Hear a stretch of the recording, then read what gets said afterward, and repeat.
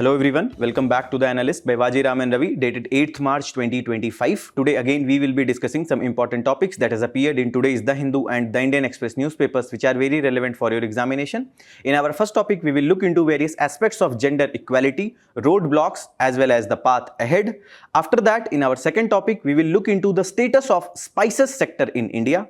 Then in our simplified section, we will take up 5 articles and we will try to explain them in simplest language possible to enrich your understanding of the newspapers.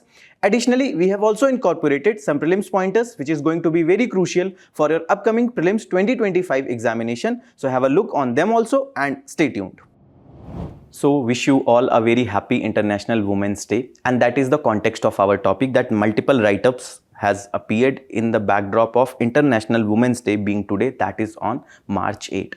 And this particular topic is related to your GS paper 1 social issues, that is role of women, social empowerment and issues related to women. From morning itself, you would have seen n number of social media posts, be it on Facebook, WhatsApp or on Instagram, celebrating or posting about the International Women's Day being today, its contribution and all. And that is the reason this particular day is celebrated, to honor the contribution of women across different sectors. Now, if you look into the history of this International Women's Day, mainly the International Women's Day is celebrated on March 8. It can be traced, or the origin of this day can be traced in the early 20th century, when women started demanding the equal rights, whether it is the voting rights or participation in employment or equal opportunities for education or proper working conditions. And the first National Women's Day was celebrated in year 1909 in United States. After that, in Russian Revolution, which also happened in the early 20th century, women participated with their full vigor in this Russian Revolution. Now, to commemorate, to honor their contribution in the Russian Revolution, the Vladimir Lenin, who was a Russian revolutionary, political theorist, as well as a politician, has declared March 8 being the International Women's Day, and since then, the whole world is celebrating this International Women's Day. Now we'll try to look into the status of women across different sectors, various challenges or the roadblocks that they have across different sectors, and what can be the possible solutions to address the particular issues. So since independence, that is in last 75 years, we have seen one woman prime minister, we have seen 2 women presidents, and there is only 2 women speaker of Lok Sabha. Also, across other sectors, if we see, we didn't see any RBI governor being women in last 75 years. And if you talk about the representation of women in the Lok Sabha, in the 17th Lok Sabha, we had the 78 women MPs, which was around 14.4% of total strength. In 18th Lok Sabha, we had 74 women MPs, which is around 13.6% of the total strength. And this is the reason, that is the poor participation of women across the political arena, across the employment opportunities, that is the poor labor force participation rate, that is for women it is 35.6%.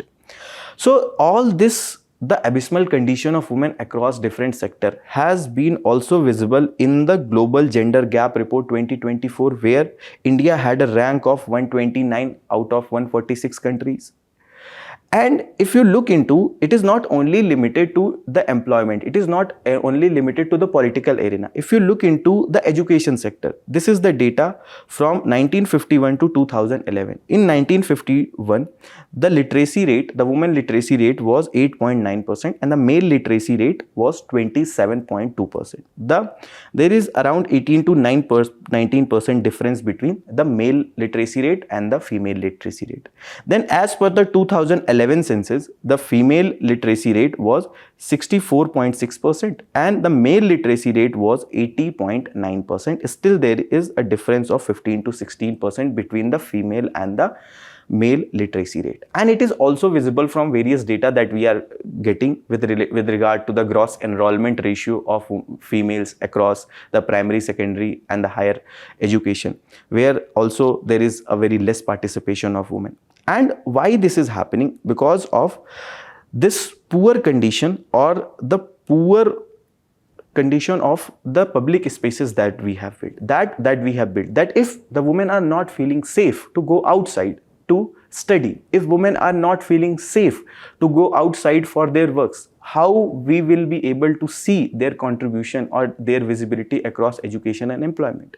And that has been visible in this particular index, that is Women, Peace and Security Index 2023, in which India has a rank of 128 up in 177 countries that they have taken into account. So out of 177 countries, we had the rank of 128. Why? Because of the poor condition of peace and security that women are subjected to in the public life.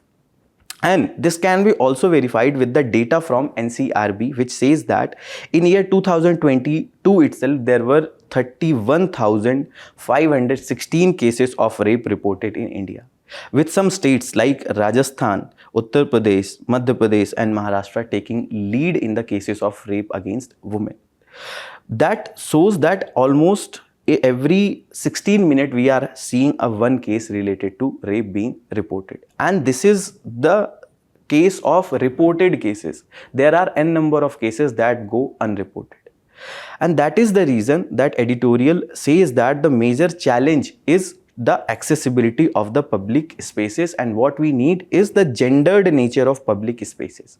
For example, when the public spaces are not well lit, means we do not have the proper lighting across various streets, women will not find it safe to go outside. And that is the reason, if there is a job which demands to work till 6 p.m. or 7 p.m, these women might not be interested in going towards that job. There are lack of proper toilets, there are lack of public transportation facilities. So all these hinders the participation of women across different sectors. And this has been also highlighted from the data from National Family Health Survey 4, which came in 2015-16, which says that the 54% of Indian women have freedom to visit markets alone. 50% can access healthcare facilities independently without considering other family members. 48% can travel outside their community unaccompanied. So if you look in your vicinity, also in your family or in your neighborhood, most of the young female members generally prefer going outside with some other female members or a younger sibling. They doesn't go outside alone. Why? Because we haven't built that particular public spaces where they can feel safe. Also, it is the gender stereotyping that for every particular decision, women needs to take the help of other male members or other senior members, and only then they can take their decisions properly. And that is the reason even the basic things like when and how they should visit the markets are being regularized, are being overseen by the male members or the senior members of the family. Also, as per this periodic labor force survey, which came in 2023-24, it highlighted that the labor force participation rate, which we were talking for women, stands at 35.6%, indicating that more than half of the female population remains outside the workforce. Why is it so? Because of the incidents of the crimes against women. That is the first, that can be one of the reason why we are seeing such a low labor force participation rate for women, where we have seen increased cases of crime against women consistently increasing from 2020 to 2022 as per the data from NCRB 2020. And the rate of crimes against women in India in year 2022 was around 66.4%, okay, which is calculated as crimes per 1 lakh of women population. Also, it is the women's limited engagement with the public spaces, because they doesn't find it safe, they doesn't find it comfortable to go outside because of the gender stereotyping that is there, or the mistreatment that they can get in the public spaces. Then the editorial has highlighted, the second editorial has highlighted the second aspect, that is the gender inequity that is in science, technology and other STEM related fields. That is also, this has been explained with the help of three conceptual models. That is, first is the Matilda effect, which has been explained by the feminist Matilda Jocelyn Jayes, which says that there is a tendency in the society to downplay or overshadow the woman's contribution to science in favor of their male counterparts. Generally, even if they achieve something very good, then we doesn't consider them as compared to their male counterparts. We doesn't give proper value to that particular contribution or achievement that woman has achieved. Also, the leaky pipeline and the chutes and ladders models, which has this leaky pipeline is a metaphor that is used, which describes how women drop out of STEM due to biased pedagogy, lack of role models and hostile workplaces. That in this journey from the education from class 12th standard, then to graduation, then to higher education, and then to further towards the research fields or in the employments, there are various women who are leaving this particular STEM field. Why? Because of the poor pedagogy, because of the lack of proper infrastructure, because of lack of proper role models by seeing whom they can make a target or they can make an aim to go pursue further in this STEM field. Also, this chutes and ladder models further explains the broader structural and environmental barriers that are there across the public life, public spaces. That is the mentorship and the career disruptions. There is lack of proper mentorship for women. There is lack of proper career support guidance for the women. Also, it disproportionately hinders the women or the marginalized groups that are there, because these women who do not have proper knowledge that how they can take a leap forward in this STEM field, when they will not have that mentorship, when they will not have a proper career support, obviously they cannot move further properly in that particular field. So this lack of mentorship and career disruption is also one of the major challenge why their participation decreased significantly in the STEM field. Then what are the other issues that needs to be addressed? The exploitation and harassment starting from home up till workplace. For example, if we trace the journey of a woman from before the child taking the birth, there are cases of female feticide which are still prevalent in various states of India. There are still sex selective abortions happening at various places. So even before bringing that woman or girl child in this world, we are killing themselves. Then after taking birth, lack of proper nutrition, then lack of proper support, discriminating between male child and the female child. You would see in your neighborhood or in your family members that all the male childs, whatever the kind of toys they get, are the same kind of toys are being provided to the females. Now, most of these cases were earlier true. So similarly, with more sensitization, with more awareness, things are becoming better. More equal opportunities are being given. But still, this is more prevalent in the rural area. So after the basic child, then when they gets a basic age, when they start going school, then again the various discrimination they face in the schools, the various exploitation, harassment, etc. that they face in the secondary schools or in the colleges, etc. So all these makes them uncomfortable, and slowly and gradually they starts dropping out from the schools and the colleges. Then at some cases, even either they go for the jobs, or if they have dropped out from the colleges and the schools, when they gets married, then again the exploitation, harassment and the violence that they are subjected to after getting married by in-laws or by husbands, etc., their near and dear ones.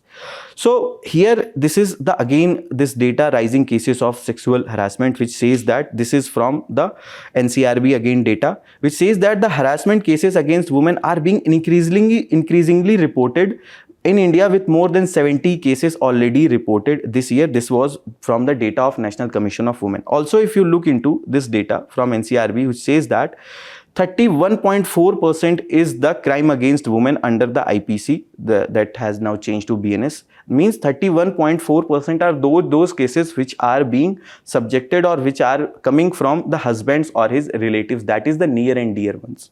Also 19.2% kidnapping and abduction cases, assault to outrage modesty are 18.7%, and rape related incidents are 7.1%. So all these incidents, whether that is happening from within the way from home to the schools or at the workplace, all these demotivates women to further take participation, and they cannot use their full potential either in education or in employment due to all these exploitation harassments that go on. Also the discrimination that they are subjected to whether at home or at workplace, that is the patriarchal norms, this tendency or this notion that male members are superior to the female members across different arenas. Also the cultural stereotypes, the cultural barriers that men members are more suitable for instrumental roles, where women members are more suitable for expressive roles, instrumental roles like the police, etc., whereas expressive roles like nurse, receptionist, etc. This again, this cultural stereotype further hinders their participation across different sectors. Also the traditional role burden, this dual role burden of women, that they have to bear and rear child both, they have to take care of all the household works, which has been highlighted by a movie named Mrs. Okay, and this data that we have discussed, that the women have to take permission from their husband, from their in-laws or the senior members, that has been also visible from that movie Mrs., where the lead actor has to take permission from her father-in-law as well as the husband to even go outside for work. So this traditional role where they have to bear the burden of both household works as well as the domestic work as well as the outside work further hinders their participation. Also the limited opportunities that are provided to them, the objectification of the women across, and that has been also visible from various movies, etc. Lack of awareness about their rights, about their jobs, about their education, about various schemes that are running by the government, about the legal rights that they have. Also the power dynamics that is there between the male and the female members, that this patriarchal notion supports this power dynamics, that always it is the male members who should take the instrumental roles, who should be at the upper hand, so that the expressive roles, the household works, etc., can be done by the women. Also this hierarchical structure, this rank ordering, that most of the accessible positions are with the women, with the men members itself, and that has been also highlighted by the phenomena like glass ceiling, which is an invisible barrier which hinders the growth of women beyond a certain limits. For example, the role of chief executive officers, the president or the vice president of the companies will be only accessible to the male members, and the female members can be promoted up till the senior or the mid level, not beyond that. Also the other phenomena like glass cliff, that there are cases where women are only promoted when there are high chances that they will fail because of the risk associated with that particular project. For example, if there is a company whose assets are not that sufficient to meet their liabilities, in that case, if that woman is being promoted as a CEO or chief financial officer of that company, so obviously the woman will not be able to sustain because of the poor condition of companies that is already in place. So that is the case of glass cliff, where the women are deliberately being promoted to show that they failed. Also the fear of retaliation from the family members, from the peer groups at the workplace, as well as the vulnerability that they face after they report. All this, the fear of retaliation, vulnerability, hinders the reportage of these cases. Also the economic dependence of women on their husbands, on their father, on their brothers, whether it is before getting married or after getting married, further makes them demotivated towards reporting any cases of violence or the exploitation. This financial insecurity that they have, the job insecurity, that women feel that already they have this limited opportunity of job that they got, and even if they report with regard to any exploitation that they are facing at workplace, they might lose that job. Although limited choices, the legal loopholes, the lack of proper convictions, etc., as well as the lack of reporting because of the lack of support from police officers, etc., further demotivates them. Also the weak enforcement of laws, lack of accountability from people who have been given this task of oversight mechanism.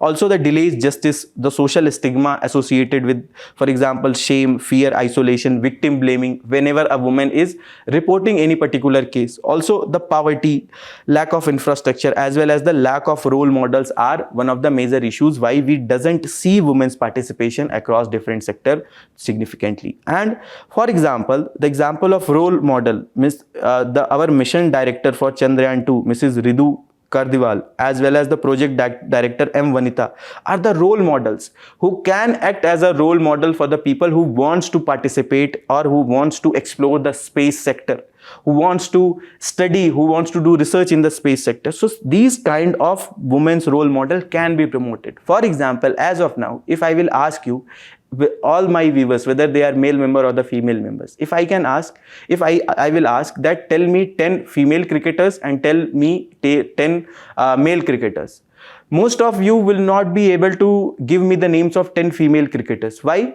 Because of this lack of role models that we have seen, because of lack of proper awareness that we have seen, because of lack of proper expansion of the female cricket as compared to the male cricket. Okay, so that is the reason, and because of this women IPL and all those things, the position has improved to some extent. Otherwise, the condition was much more poorer earlier. So this lack of role model is again a major issue. So what are the government initiatives which government has took? For example, Niti Aayog has launched this Saksham Bitiya Abhiyan, where they are hand-holding, supporting and capacity building the women with the help of dismantling the gender stereotype. Also the Beti Bachao, Beti Padhao Abhiyan was launched to ensure to increase the gender sensitizations. Also the National Education Policy 2020, which has created a gender inclusion fund to address the dropouts from the schools and the colleges, also to increase the gross enrollment ratio of the women. Also this fund will be utilized to support the STEM education in the science, technology and other sectors. Also the Swa Aadhar Grih scheme, which will be supporting the women in any contingency, women in any situation where they do not have proper support. For example, women who are subjected to violence, women who are subjected to exploitation either from male family members or anyone other, they can get support from Swa Aadhar Grih. Also the Nari Shakti Puraskar are being given every year to honor the significant contribution of women across different sectors. Then the Mahila Shakti Kendras are being set up across the various cities to provide proper support, across legal support or other supports to women, whatever that they are in need. Then the One Stop Center scheme, here again the women are being given proper support in the form of legal advices, in the form of the various awareness that they can get with regard to their case. Then the various other schemes by central government, for example Sukanya Samriddhi Yojana, which was launched, which is providing a much higher rate, more than 7% to the savings of which are being done in the name of the girl child. Also the Balika Samriddhi Yojana, Central Board of Secondary Education Merit Scholarship Scheme for single girl child, National Scheme for Incentives to Girl for Secondary Education. Apart from that, the Mahila Saving Certificate Scheme, which was launched in Budget 2023, which is a short-term saving scheme, that is the maturity period of 2 years, and the 2 lakh is the maximum limit which can be saved in that Mahila Saving Certificate. Apart from that, the Himmat app, which was launched by Delhi Police, the Ujjwala Yojana, which is tackling the household indoor pollution which women were subjected to when they were cooking foods with the help of the manual chulha, that is the woods etc. that they were using. Then the paid maternity leave, which has been extended. The Poshan Abhiyan to address the issue of malnutrition. Mission Indradhanush to support the vaccination and all those things. Then the Mudra Yojana, where again it was the female entrepreneurship is being promoted. Also various scholarships. Then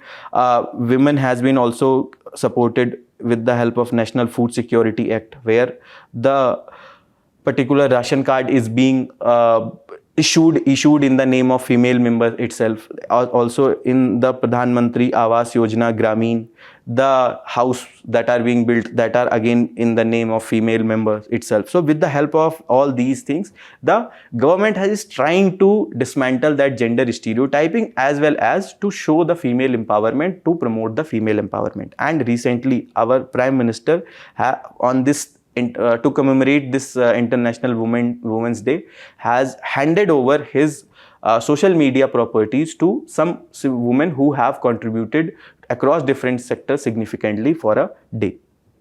they means that accessibility of the social media has been given for a day to these women who have contributed across different sectors. So what should be done? What is the way forward? First of all, the policy level changes for women's safety in public spaces, that is the need of the hour, and that has been highlighted by the editorial also, that urban planning and design should be gender sensitized, that should take the special needs of the women. For example, there should be proper accessible toilets for women.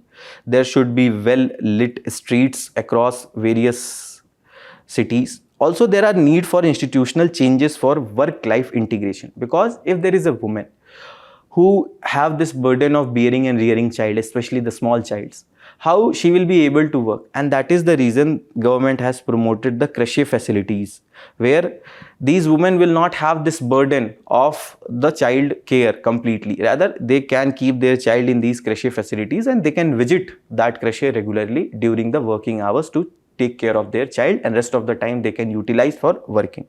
So for better work-life integration, for ensuring a better work-life condition, some other innovative measures can be taken by the private agencies, so that we can take the contribution of women also without separating them from their child, without separating them from their households completely.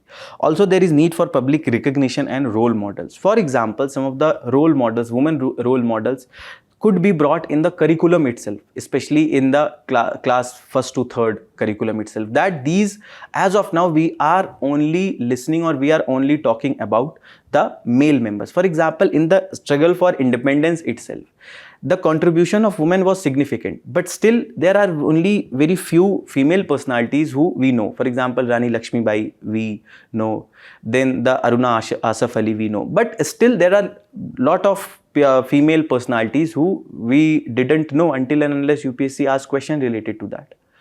So it would be better if these role models who has significantly contributed to India's freedom struggle, who has significantly contributed across different sectors after the independence, are given in the curriculum itself. Because when the children will learn from the early stages, they will contribute, they will understand the importance of female role models. Also, there is need for strengthening the legal awareness. For example, we need to raise awareness about the various legal options available to the women. Also, we need to improve the enforcement of laws so that the females are motivated to report any violence or the crime that they are subjected to. Also, there is need for promoting workplace equality. We need to challenge the harmful stereotypes that is there. Also, we need to invest in the training and education of women. We need to create a safe and inclusive work environment. For example, training from the early stages itself, education which is giving them proper jobs. For example, this education or the curriculum is well updated as per the demand of industry 4.0. For example, machine learning, artificial intelligence, etc. When women will have this skill, they will be more employable. Also, there is also need for fostering a culture of respect, and that will come with the socialization itself, from primary socialization happening from home itself. If there is a child who is seeing since his or her birth itself that there is a discrimination that is going on between male members and female members at our homes, that child will also learn the same thing. So we need to dismantle this stereotyping from home itself with the help of the primary socialization which is being given, that is the learnings that the mother and the fathers are giving to the child.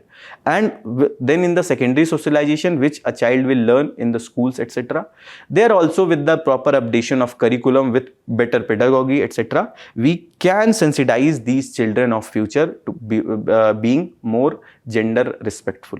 Also, if we'll invest in the girls and the women, it will have a ripple effect. It will lead to a better improved health of child of the future. It will also benefit the families as they will contribute to the family economy. It will also increase the productivity of economy. It will also reduce the hunger, and it will also create the sustainable nations, because growing evidence show that the corporations led by women are more focused on sustainability, that they also understand the need of environment. Also, there is need for strengthening the economies, that this participation of women will help in strengthening the economies, that to some experts with some data, with 10% more girls go to school, a country's GDP can be increased by an average of 3%. Also, These are the two mains PYQs which has been asked from this topic, and one mains practice question that you people can write from this topic. So our second topic is spices sector in India. The context of this topic is that despite being the largest producer and exporter of diverse variety of spices in the world, India's share in global seasoning market is very low as per the World Spices Organization. What is this seasoning? Seasoning is generally the components that we are using which is adding some better taste or flavor in the food that we are eating. And this particular topic pertains to syllabus of your GS paper 3, agriculture, crops, cropping patterns.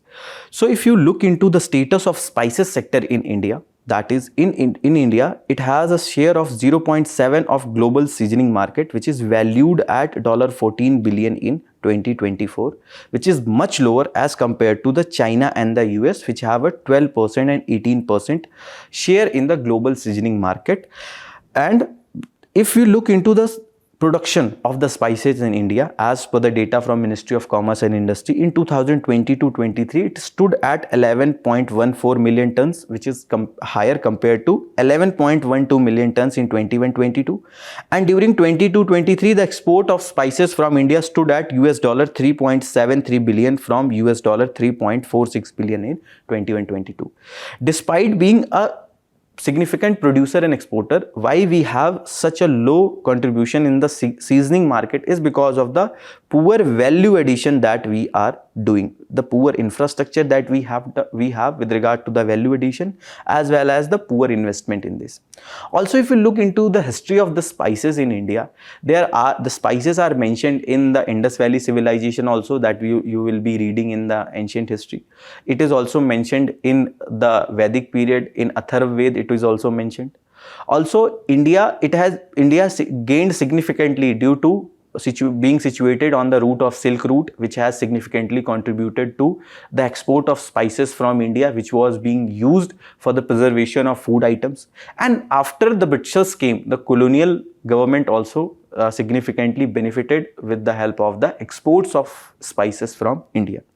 Also, a fact that you should know that India produces over 65 spices out of 109 spices which is listed by International Organization for Standardization. That is more than 50% we are producing. And this is a very good chart that you can keep in your notes to to have an idea that which is the state which is producing major spices. The largest producer of spices in India is the Madhya Pradesh. Apart from that, I have listed with the help of this diagram, you can get an idea that what are the different states and what are they major producer of. So what are the major challenges which are faced by the industry? So first, the pre-harvest factors. Okay, the poor productivity, that is the poor quality of the seed varieties that the farmers have. When they do not have high yield variety of seeds, that is the reason we have the poor productivity. Despite being a major land under the cultivation of the spices, we have a poor productivity as compared to our global peers. Also, the use of pesticides is one of the major concern. Why? Because first of all, we are still using some of the old seed varieties which are not very pest resistant. When they are not pest resistant, also we do not have any other choice rather than using the pesticides itself. And this is the data from CSC 2021. This is not the civil services examination, but it is the Center for Science and Environment. As per this Center for Science and Environment 2021 data, in India, the 70% of food and vegetable tested have found traces of pesticides itself. And that is the reason most of the pesticides are coming as a residue in our spices also. And that is the reason there are various countries which are banned some of the famous masalas like MDH, Everest, etc. that would be present in your home also, because it have some of the components like ethylene oxide beyond permissible limit. This ethylene oxide is generally used in the medical field or the pharma field to address or to ensure that there are no germs in the equipments that they are using in the medical field, in the pharma field. And the companies are using this ethylene oxide in these masalas also, in these spices also. Why? To ensure that there is no germination of the fungus, molds, etc. during transportation or after transportation, and these these spices can have a greater shelf life. But when we have this component ethylene oxide beyond permissible limit, then the Singapore, European Union, Hong Kong are some of the countries which had sent back these masalas back to India. And this is not only limited to this component ethylene oxide, there are various other pesticides also which are being used without due consideration, whose residue we got in these masalas. Also, the contaminated irrigated water that is being used by the farmers, which that is also leading to these residues percolating in these masalas, in these fruits and as well as the vegetables. As per the Central Pollution Control Board, 70% of river waters are contaminated itself. Also, if you look into the post-harvest factors, generally I give students this advice that rather than mugging up things, try to do smart study. What smart study can be? For every crop or agriculture or for food processing industry, try to have an idea about this supply chain. That is the backward as well as the forward linkages that are there in the supply chain. For example, in the agriculture, we have the backward linkages like seeds, irrigation, fertilizer, etc. Forward linkages are the market, transportation, branding, then the price discovery mechanism. When you will remember this supply chain, you will be able to generate points whenever you have to write significance, whenever you have to write challenges, whenever you have to write the way forward without thinking much, and that will save your time and that will help you in completing your paper on time. Also, the post-harvest factors that we are talking, the poor market integration and the value addition. That majority of the spices that are coming, the value addition is not happening, which is leading to, first of all, the losses to the farmer because of the poor remuneration that they are getting for their products. Also, when it is not, the value addition is not happening, the shelf life of these products are diminishing. Also, the poor logistics. When we do not have the proper transportation facilities, when we do not have the proper cold storage chain facilities, it further impacts the quality of these products, and in some of the cases, the germs, etc. can come. Also, the lack of proper storage facilities after harvesting, that when we have the facilities which are not very immune from the moistures that they can get, that provides ideal conditions for molds, fungi, etc. Also, the improper processing facilities. As per this data from FSSI, which is a body under the Ministry of Health and Family Welfare, it is a statutory body. The 30% of the small and medium enterprises in the food processing industry do lack proper hygiene and sanitation facilities, and that is the reason these facilities do not follow the sanitary as well as the phytosanitary measures which are mandated by the WTO, and that is the reason our products are sent back, that they are not export ready, they are not fit to be eaten properly. Also, the climate change impact. This is also a major impact which is impacting the yield of these products, as well as it is leading to more pest attack and more pesticides are being used by the farmers, and further it is leading to contamination of these products.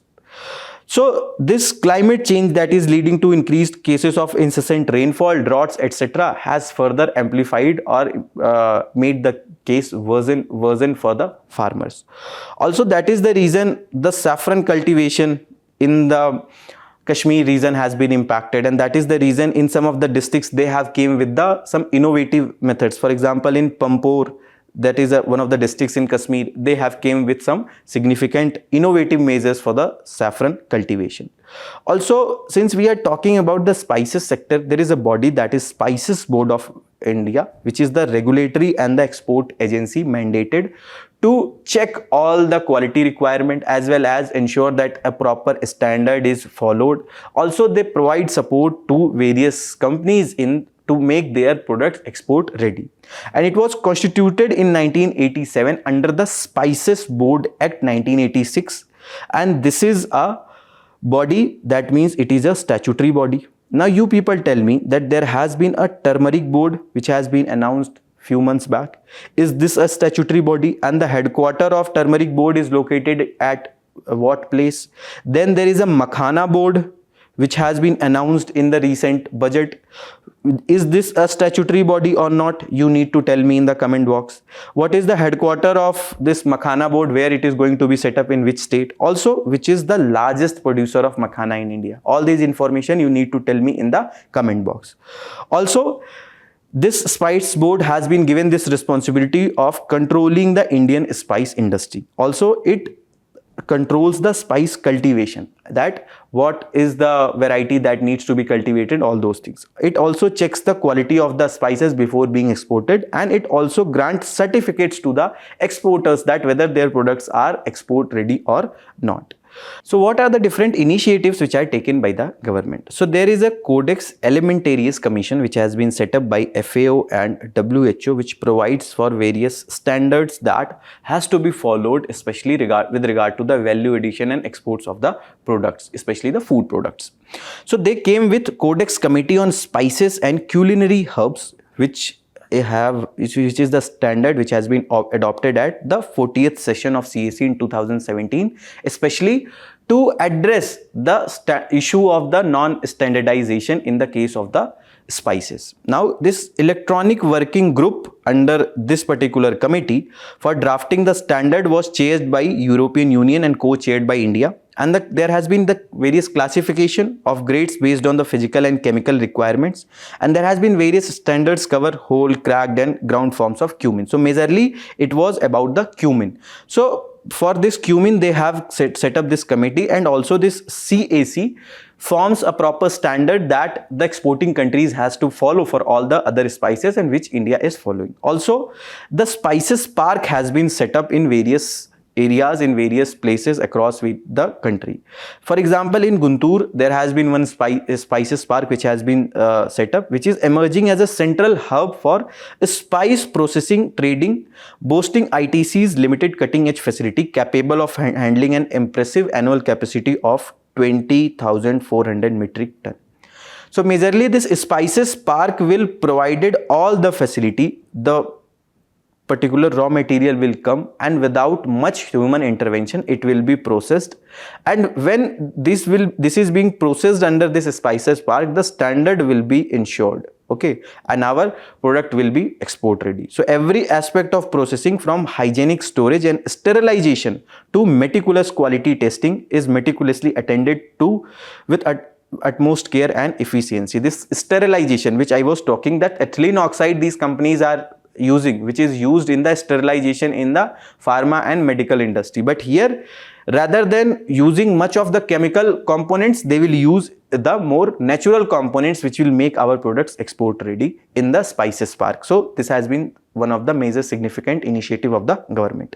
So what should be done? What should be the way forward? There is need for improved quality control system with proper checking.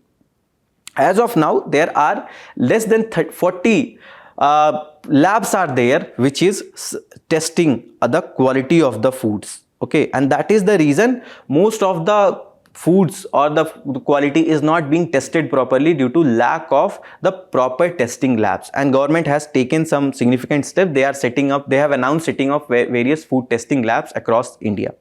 So there is need for a proper oversight mechanism, proper testing mechanism, proper infrastructure for testing, so that any particular company, either deliberately or not, without knowing, if they are not following the standards, they can be advised to follow the proper standard related to the spices. Also, there is need for infrastructure and supply chain modernization. We need to invest in the better infrastructure, whether that is cold storage, whether that is the processing infrastructure, and in this the private sector will have to take the lead. Also, we need to develop new variety of the seeds that are more climate resilient, and apart from that, climate resilient farming practices needs to be done. For example, precision farming needs to be incorporated so that the sustainable spice cultivation can be done. Also, there is need for government support for exports, which government is also doing through various schemes like RODEP, etc.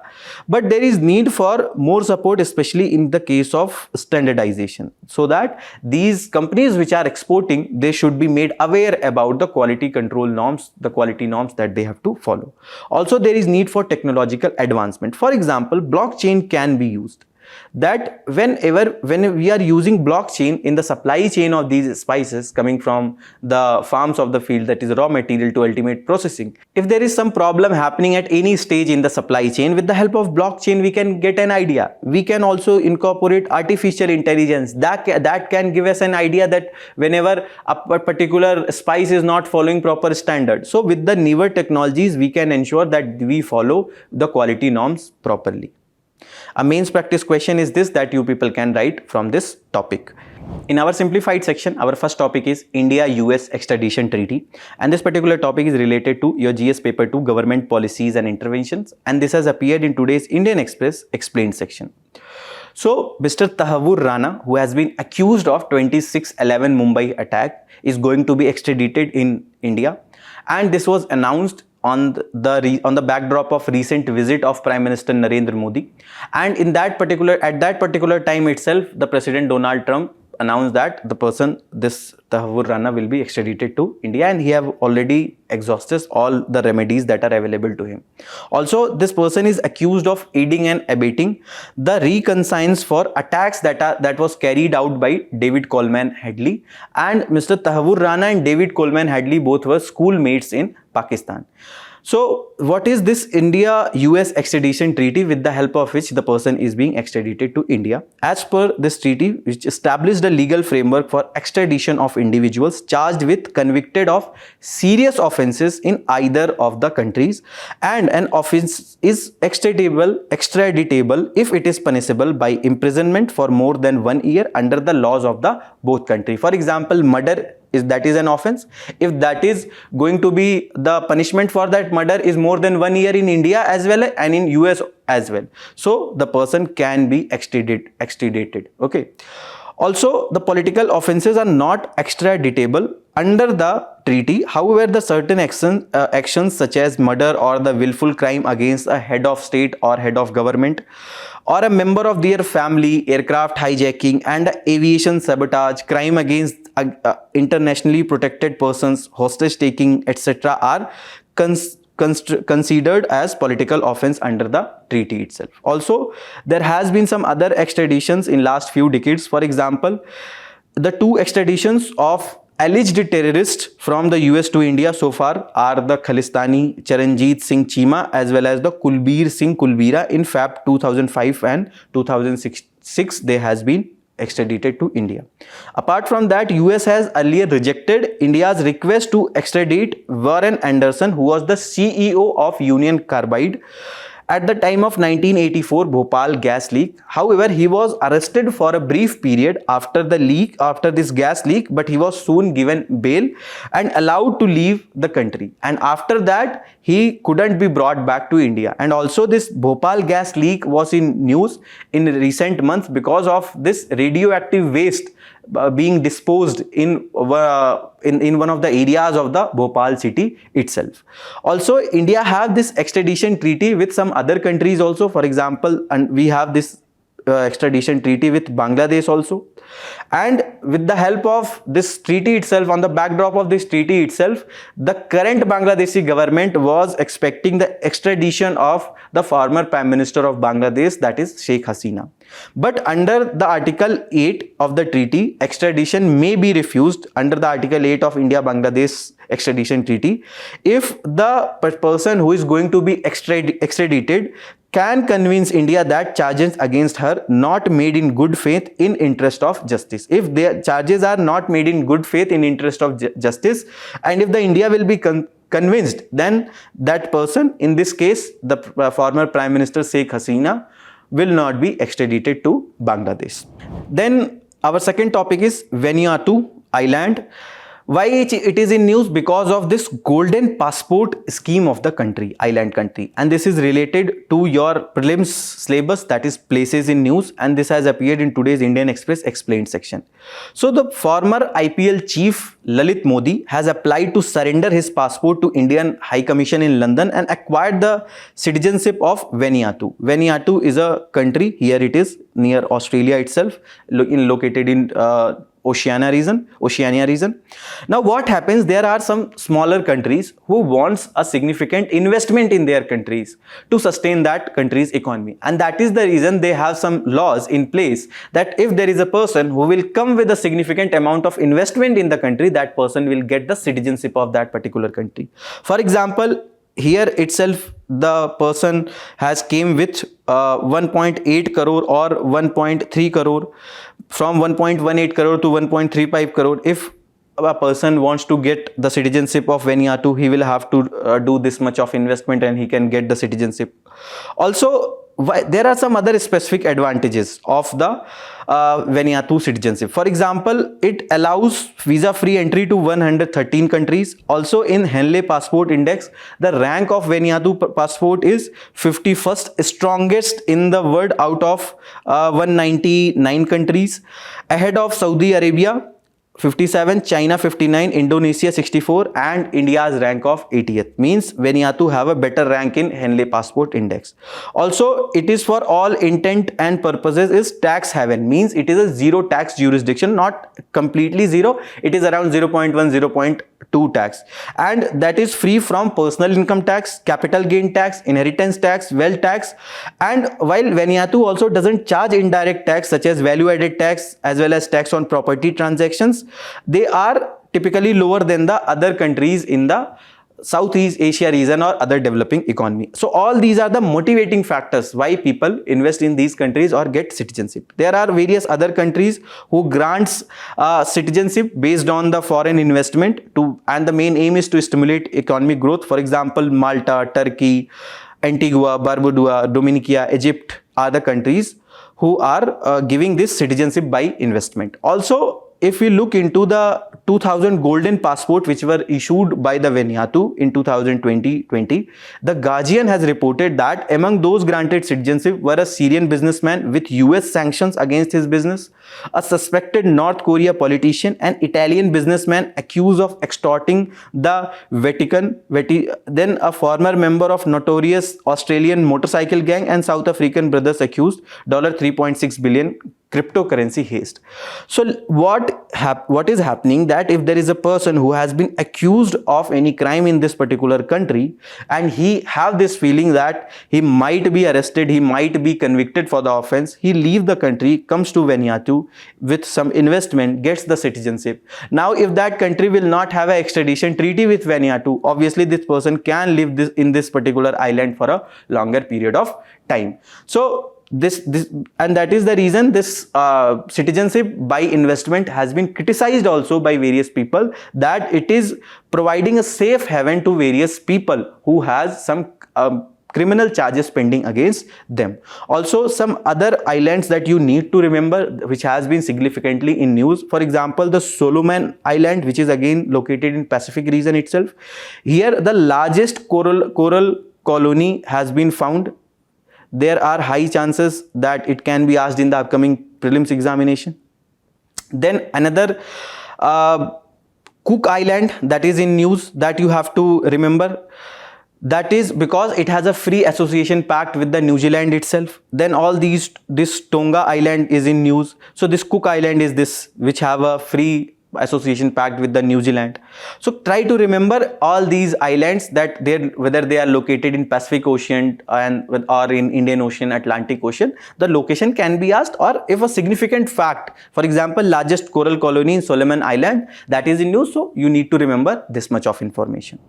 Then next topic is US Strategic Crypto Reserve. This is related to your GS paper 3 monetary policy IT computers, and this has appeared in today's Indian Express page number 29. So the context is that United States President Donald Trump has signed an executive order which establishes a strategic Bitcoin reserve and a stockpile of other digital assets, a measure he had promised to introduce during his presidential bid last year. The Bitcoin is the original cryptocurrency, the executive order said, because there is a fixed supply of Bitcoin.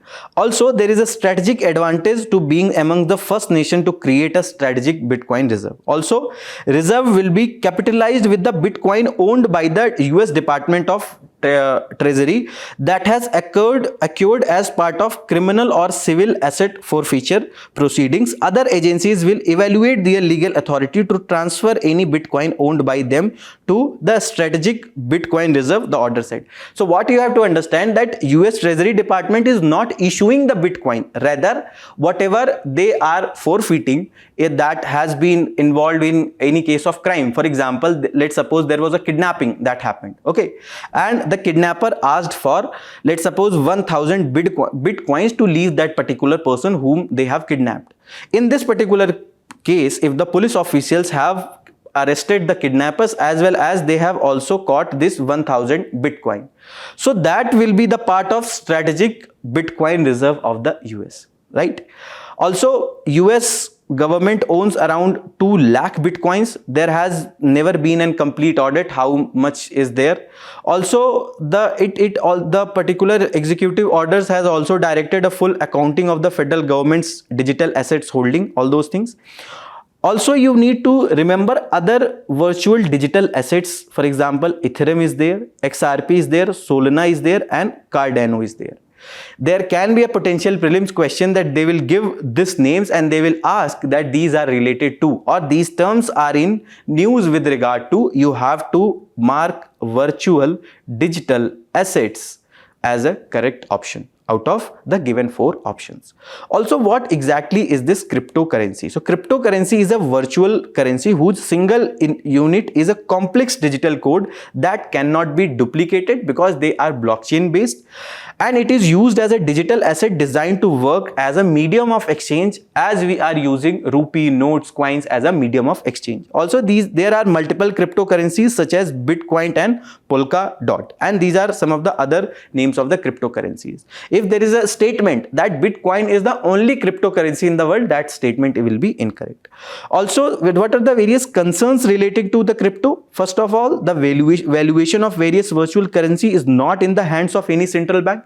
The supply and the demand cannot be managed by the central bank. For example, in case of India, the money supply can be controlled by the central bank with the help of various liquidity adjustment facilities by increasing or decreasing the repo rate, etc. But that is not the case with the cryptocurrencies. That cannot be tackled by the central bank.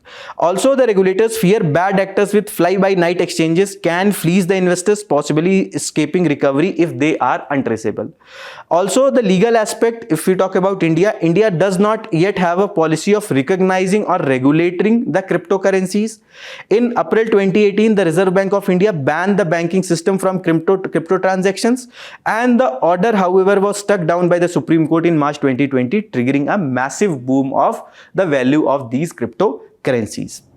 Then another topic is the loss and damage fund. The US has exited this loss and damage fund, which is a UN climate damage fund, which is mainly meant for the poor nation to address their adaptation and mitigation needs. And this is related to your GS paper 3, environmental pollution and degradation. This has appeared in today's Indian Express, page number 5. So the context is that US has withdrawn from the board of recently created loss and damage fund, which is meant to provide financial support to countries which are ravaged by the climate change disasters. And this is the latest decision by the Donald Trump administration. They have already came out of the WHO Paris Climate Agreements, among others. Also, it has already pulled out from the Paris Agreement, stopped the participation of its scientists in a meeting of the Intergovernmental Panel on the Climate Change, and they have cancelled the previously committed money for the Green Climate Fund also.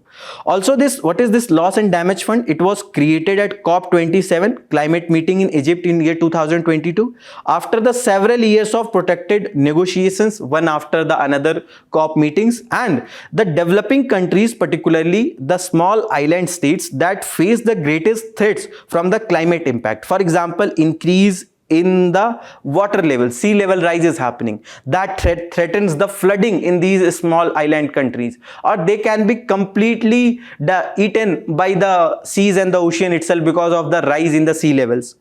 Also, because of this impact that they are facing, these small island states, There has been demand of the financial assistance in case of climate related disasters, arguing that they were having to suffer due to problem created by the rich and developed countries. What is the problem that has been created by the rich and developed countries? That is the increased carbon emission that they have done, especially after the industrial revolution. That is the global warming that we are witnessing due to that increase emissions, greenhouse gases increase that we are witnessing. That is because of the problem, the increased industrialization, increased use of fossil fuels that we have witnessed by the rich and the developed countries, and that is the reason now they have the responsibility to contribute in this loss and damage fund.